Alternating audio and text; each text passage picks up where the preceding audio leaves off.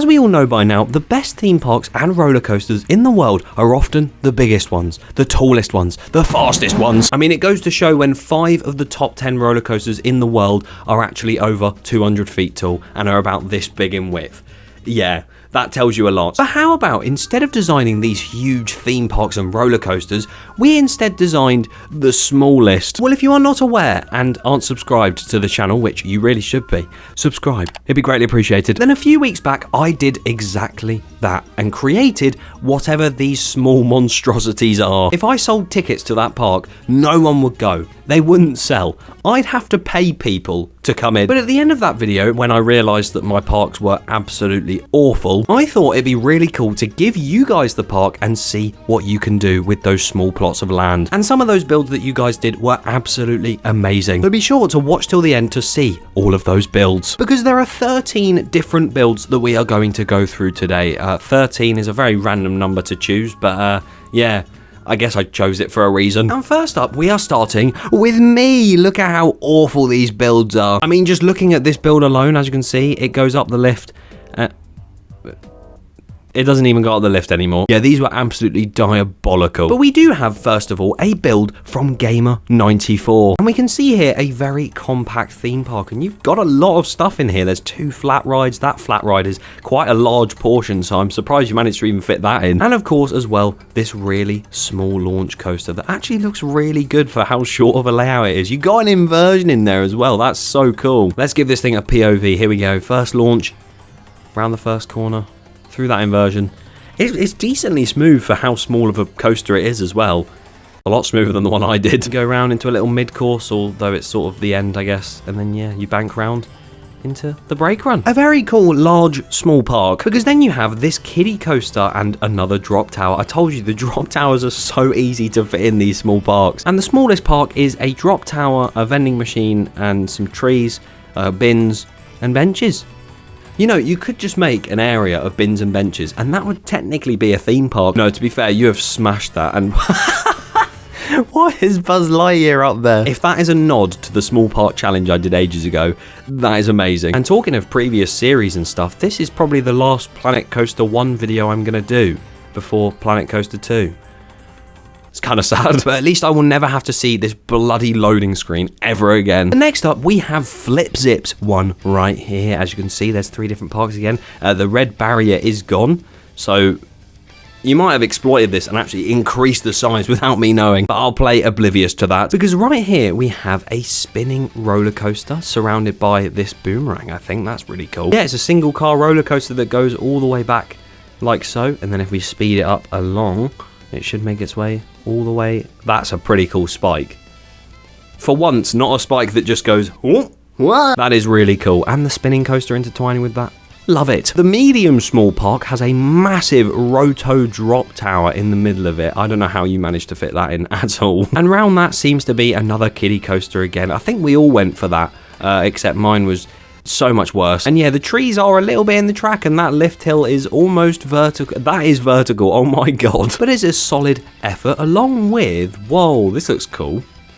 This looks very funky. I'm assuming this coaster goes up this launch and then sort of makes its way back down again. Yeah, we twist round, very compact, and then we go off into a little spike, and then we should do that backwards. Oh, that almost stalled. And then you go back down into the brakes. It works, and from the outside, it actually looks quite cool. I really like that. Either way, next up, we have Sky underscores. And this actually looks really quite cool. Again, we got a kiddie coaster going around with a curved lift hill, love that, and an entrance archway to the park. Beautiful stuff. We got a flat ride and another coaster back here, which actually looks really unique. Is this like a boomerang? Oh, the train's disappeared. Oh, there it is. Next up in the second smallest, we have whatever the hell this thing is. Oh my god. The twisting on that. Oh my. We have a kiddie coaster next to it and another drop tower again. An easy placement because of how small that footprint is. And finally, we have a flat ride under this coaster here. What has happened to the bottom of this lift hill? I need to POV this thing. I want to see. The camera doesn't even keep up with the track.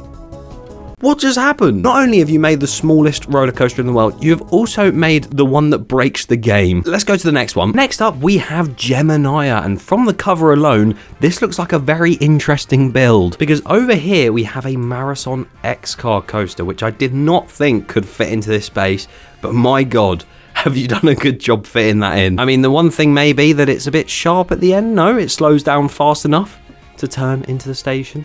What else have we got? We've got a lovely fountain, the coffee stand there, a few other things like a carousel. How have you fit another flat ride?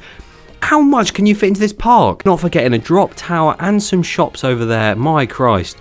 You've smashed that. Following on, we then have this small launch coaster. It looks like a Mac launch. It stops on the launch there. It should sort of accelerate.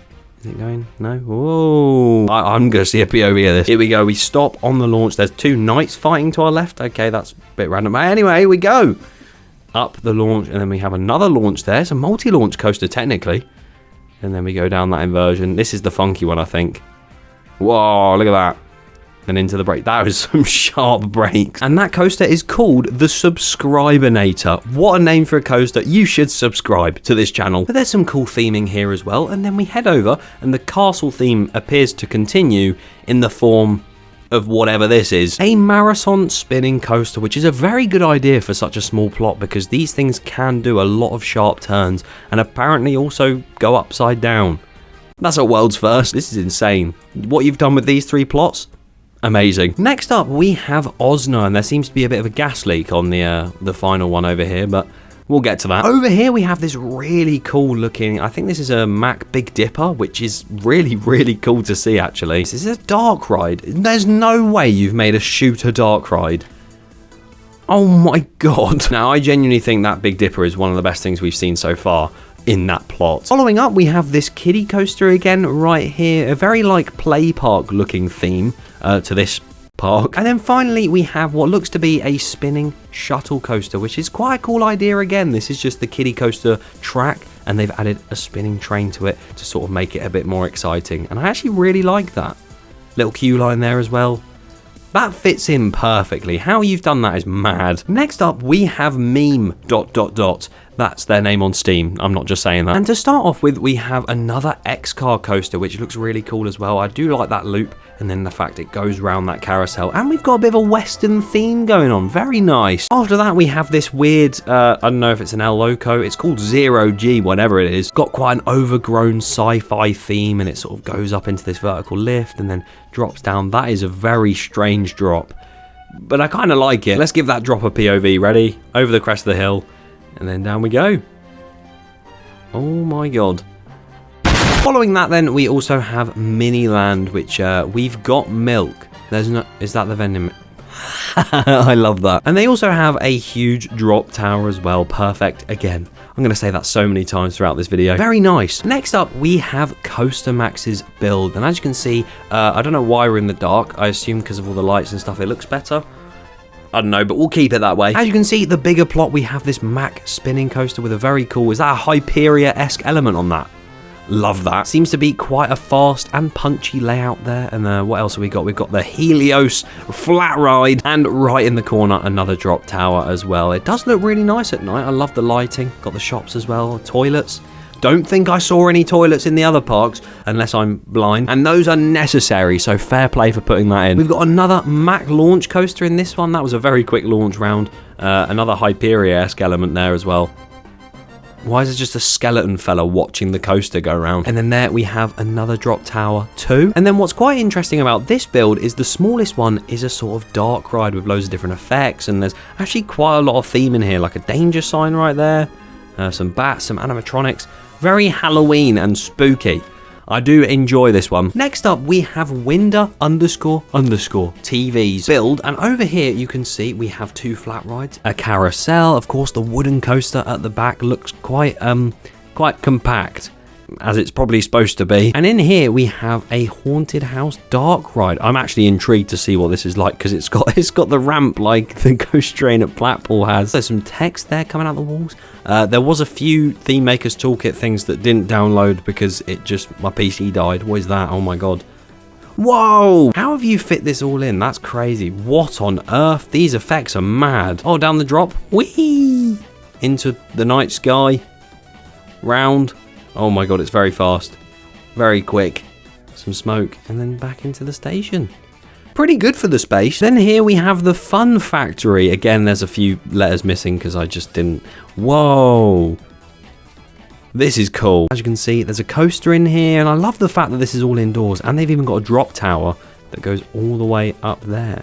This is really cool. Planet coaster on the side. A flat ride as well. And then the smallest plot, we have this red Schwarzkopf that goes up, sort of banks round and very sharply brakes, I would imagine.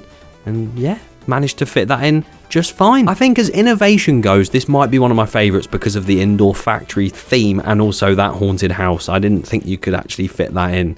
That is mad. Next up, we have Spacey Cascade 736's build, and as you can see, there is a mine train western look again. I love that. What have we got here? We've got a horse repair. Who's repairing their horse? We've got a carousel back there, and then we've got some smoking buildings. This theme is really, really cool. I really like that theming. And then, of course, the coaster runs around the outside of that. Solar spiral here. There is a lot of space to sort of fill here, which I'm surprised you didn't put anything in. But you can see there is an entrance for this coaster, and as you can see, it's very fast. Oh my god. Wait, how quick does that launch out? I need to see this. Gone in a second. And also there we have a drop tower too. Now I'm curious as to what this is. What? Oh my god.